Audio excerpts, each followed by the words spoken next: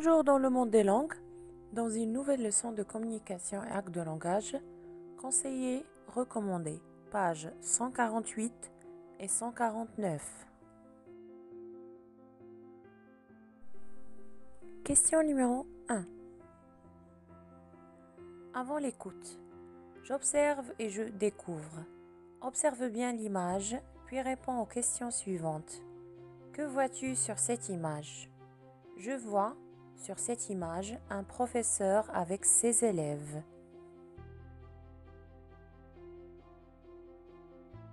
Question numéro 2. Où se trouvent ces personnages? Ces personnages se trouvent dans une classe, ou bien ce professeur et ses élèves sont dans une classe. Question numéro 3. Que s'est-il passé? Pourquoi à ton avis? C'est un accident. Un élève s'est fait renverser par une voiture parce qu'il n'a pas respecté les feux de signalisation. Le professeur veut leur montrer les dangers de la route.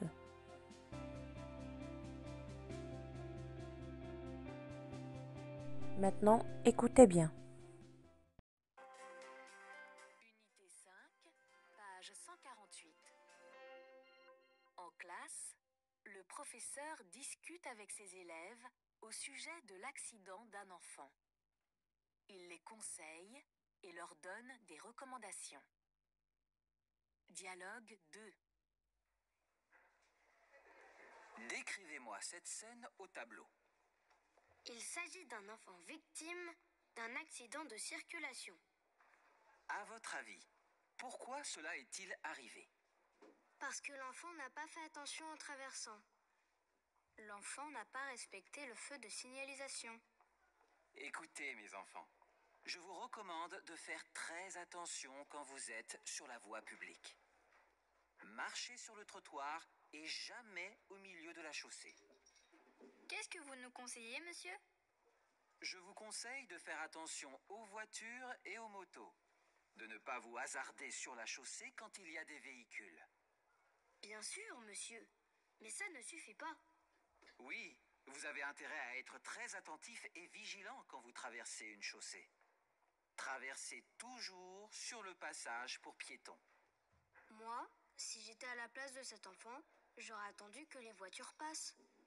Le mieux serait de respecter le code de la route.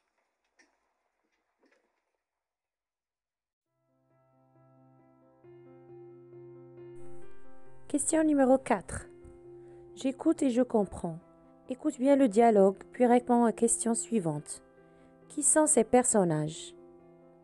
Les personnages sont un professeur avec ses élèves, ou bien on peut dire il s'agit d'un professeur et des élèves de sa classe.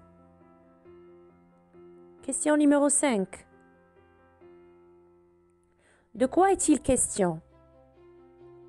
Il parle de l'accident d'un élève qui n'a pas respecté les feux de signalisation.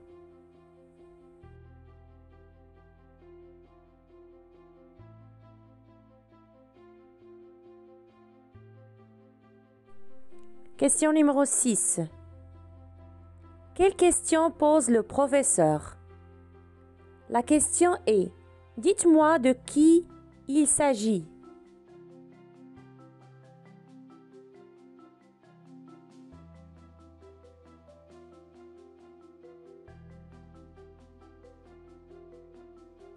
Question numéro 7. Pourquoi l'enfant est-il victime d'un accident? Alors, l'enfant est victime d'un accident parce qu'il n'a pas respecté le code de la route et les feux de signalisation.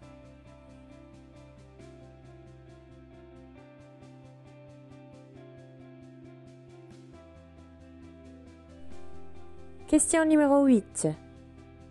Quel conseil le professeur donne-t-il aux élèves? Le professeur leur conseille de faire attention, de ne pas se hasarder sur la chaussée quand la route est bondée.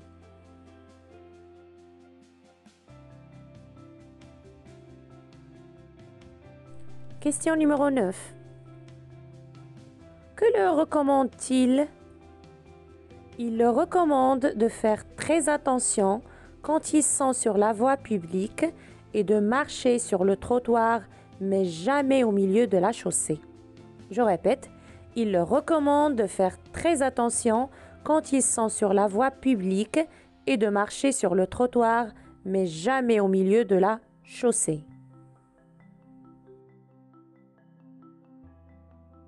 Maintenant, passons à j'exploite. Consigne numéro 1. Observe les images et exprime-toi pour donner des conseils ou des recommandations. Je vous propose l'exemple numéro 1. Un automobiliste aux enfants. Les enfants, je vous conseille d'aller jouer dans un parc sécurisé. Ici, vous risquez de glisser et d'être écrasé par une voiture.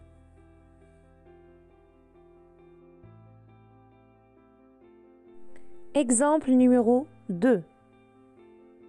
Un automobiliste aux enfants. Les enfants, je vous recommande de partir d'ici tout de suite et d'aller jouer dans le parc à côté. Il est interdit de patiner dans le grand boulevard.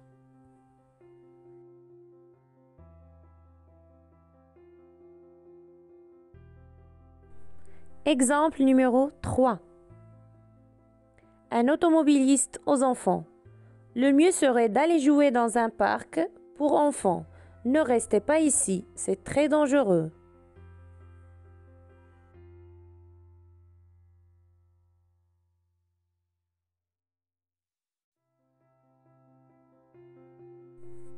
Exemple numéro 4.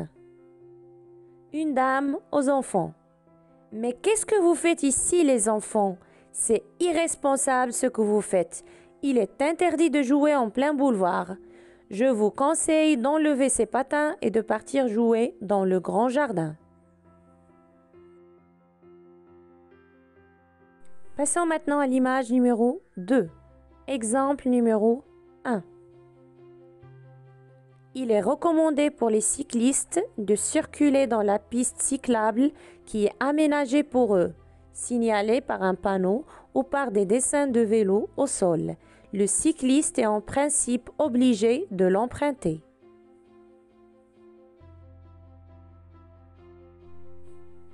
Exemple numéro 2. Je conseille les parents de bien surveiller leurs enfants et de s'assurer que les fenêtres de la voiture sont fermées. Souvent, les enfants sortent leur tête par la fenêtre, ce qui est très dangereux.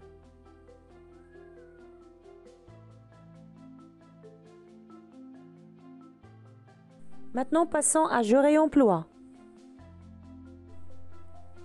Ton cousin qui te rend visite en ville te demande comment se comporter comme piéton. Tu lui donnes des conseils, des recommandations pour l'inciter à respecter le code de la route. Je vous propose un dialogue. Le cousin. Tu sais Karim, parfois je ne sais pas comment me comporter comme piéton. Peux-tu m'aider? Karim. Oui, bien sûr. Mon professeur nous a donné plusieurs conseils et recommandations sur le code de la route. Écoute-moi bien. Premièrement, je te conseille de traverser toujours en marchant et surtout pas en courant pour ne pas risquer de tomber sur la chaussée.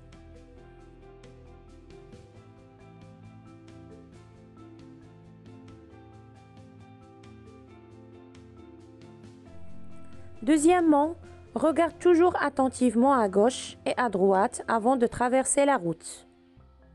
Troisièmement, pour traverser, il faut s'assurer que les feux de signalisation le permettent. Quatrièmement, il ne faut jamais traverser à l'aveuglette. Il faut toujours emprunter le passage pour piétons.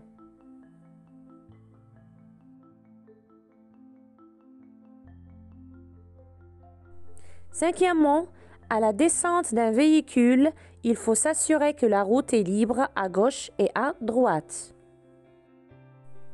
Et enfin, il ne faut pas porter de vêtements sombres à la tombée de la nuit.